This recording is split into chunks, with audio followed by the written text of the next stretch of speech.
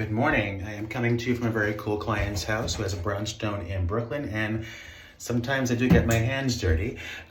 We are going to do a very interesting paint effect in this powder room and give it a lot of impact. We're going to take these white walls and we're going to do this is my tester, very multi-layered green and gold. There are 4 different greens and gold and a glaze.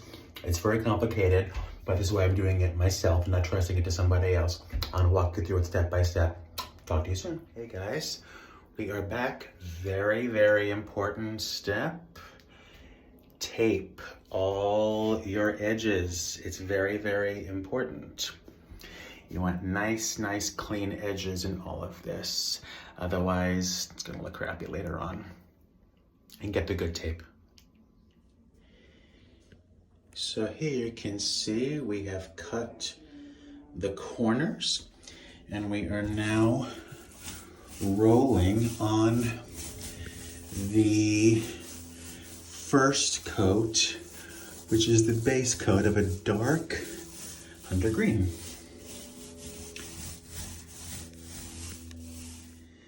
All right. First base coat is on. We'll let that dry and put another coat on. And here we are. The second coat of the hunter green is on. Nice and flat base coat.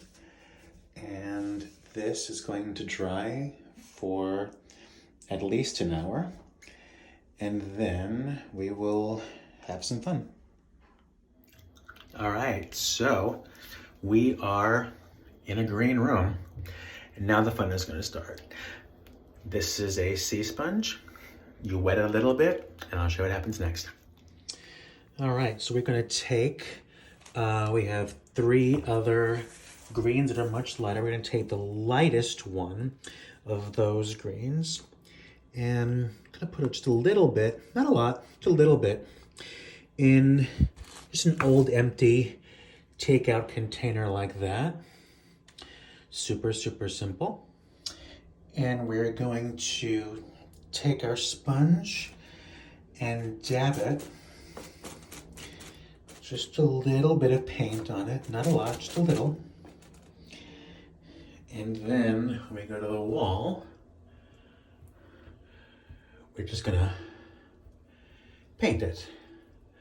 Dab, dab, dab. And it's important to twist the sponge while you're doing it so there's no pattern emerging. This is just random. And you just continue and continue. And then what's going to happen is your room is going to look something like this, which looks a little crazy, but just remember, it's the first layer of many about to go on. And for the next color, we're using a green that is actually 2 tones darker than the one we put on already. So we're gonna take that in a different cheap takeout container. Just gonna put a little bit of that. Again, we don't need too much. That should be enough. And then this time we're not using a sponge, we're using a cheesecloth, which looks like that. So you just take a little piece of it and, dampen it and squish it up together.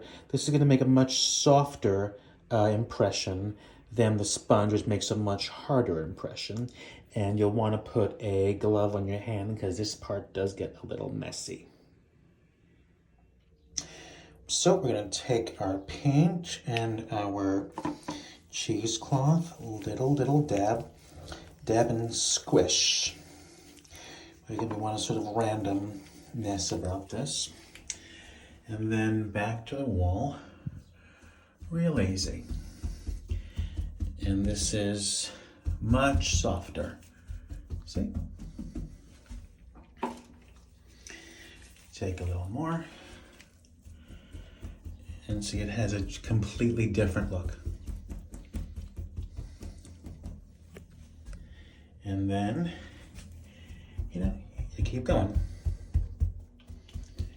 We go, keep going, keep going. See how different the rag versus the sponge is? Then eventually, you will have a room that looks like that. So the point of doing it different colors and different techniques is to get that depth of color. You have the dark, you have the light, you have the medium. And we're gonna let this dry, and then we're gonna add the highlights. So now we're gonna do our highlights. We have gold. Little goes a long way. So we just need a little bit in another container. And we're gonna sponge this one on.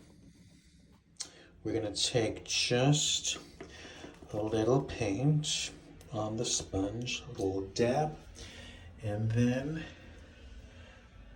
add the gold. See that? We're gonna add more than you'd think, because this is a lot gonna cover it up in other paint, but this is gonna make it really, really sparkle. And we do the whole thing. So keep going, and keep going. A lot of this will get covered up, so put a little more than you think. And what you have is something like this. And we're gonna let this dry overnight and come back and put some glaze on. Very excited.